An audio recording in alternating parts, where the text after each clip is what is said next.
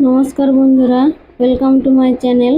আজকে বানাবো দুর্দান্ত স্বাদের একটা রুটি রেসিপি। রুটি তো অনেক রকমভাবেই করে খেয়ে দেখেছেন, একবার এই রকম করে রুটি বানিয়ে খেয়ে দেখুন। খেতে হবে একেবারে মাখনের মতো মলম তুলতুলে, আর দীর্ঘ টাইম রাখলেও কিন্তু এই রুটি নরম থাকবে, শক্ত হবে না। তো প্রথমেই এখানে আমি রুটি বানানোর জন্য একটা বড় পাত্র নিয়েছি। তারপর নিয়েছি এখানে মিডিয়াম সাইজের দুটো সিদ্ধ করা আলুর সিদ্ধ করে খোসা ছাড়িয়ে নিয়েছি। এবারে আমি একটা গ্রেটারের সাহায্যে আলুটাকে ভালো করে গ্রেট করে নেব। দুটো আলুই এখানে আমি গ্রেট করে নিচ্ছি। আপনাদের কাছে যদি গ্রেটার না থাকে তাহলে গ্লাসের সাহায্যে এইভাবে ম্যাশ করে নিতে পারেন। আলুটাকে গ্রেট করে তারপর এইভাবে ম্যাশ করে নিলে খুব তাড়াতাড়ি ম্যাশ করা হয়, আর এর মধ্যে কোনো রকম বড় দানা অংশ থাকে না, সুন্দর করে আলুটা ম্যাশ করা হয়।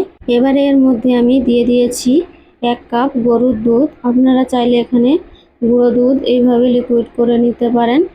এবারে আমি এটাকে ভালোভাবে আলুর সাথে ম্যাশ করে নেব।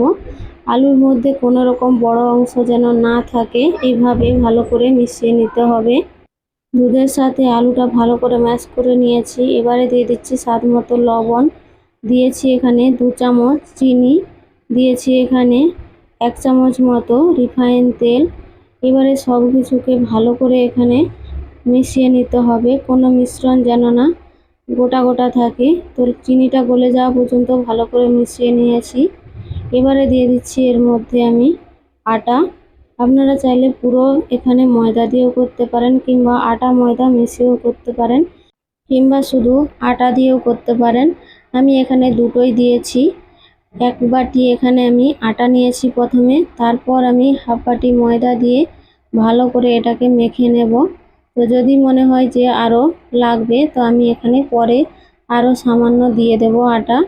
তো আমি এখানে 1 কাপ আটা আর 1 কাপ ময়দা এখানে ব্যবহার করেছি। তো দেখতেই পাচ্ছেন আমার ডোটা সুন্দরভাবে মাখানো হয়ে গেছে। এবার ঢেকে আমি 10 মিনিট রেখে দেব। তো 10 মিনিট পর ঢাকা খুলে আমি আরও একবার ভালো করে এটাকে মেখে নিয়েছি। তারপর এটা থেকে আমি এবার রুটির আকারে লেচি বানিয়ে নেব। তো এখানে আমি খুব বড় সাইজের কিন্তু লুচি বানাচ্ছি না, ছোট ছোট করে এই লেচিগুলো রাখছি, যাতে রুটিটা খুব পাতলা করে আমি বেলতে পারি। তো দেখেই বুঝতে পারছেন আমি কীভাবে আটার গোলাগুলা তৈরি করে নিয়েছি। এবারে আমি হাতের সাহায্যে এইভাবে গোল করে নেব, তাহলে রুটিগুলো সুন্দর গোল হবে।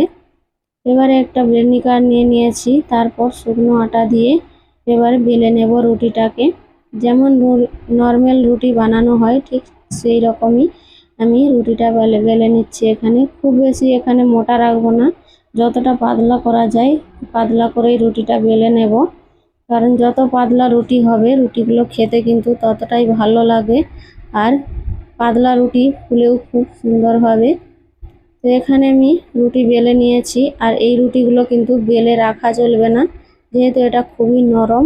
তো সাথে সাথেই এখানে তাওয়া আমি আগে থেকেই গরম করে রেখেছিলাম। তো রুটিটা বেলে নিয়ে গ্যাসের ফ্লেম হাই করে এখানে তাওয়ার মধ্যে রুটিটা দিয়ে দিয়েছি।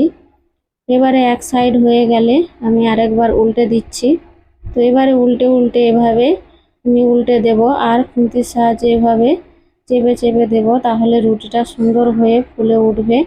আপনারা যদি এভাবে খুন্তির সাহায্যে না করতে চান, তাহলে কিন্তু একটা সুতির কাপড় দিয়েও করে নিতে পারেন, এতে করেও রুটি খুব সুন্দরভাবে ফুলে। আর রুটি ভাজার সময় অবশ্যই গ্যাসের ফ্লেমটা কিন্তু হাই রাখতে হবে, তবেই রুটি ভালো হয়ে ফুলবে।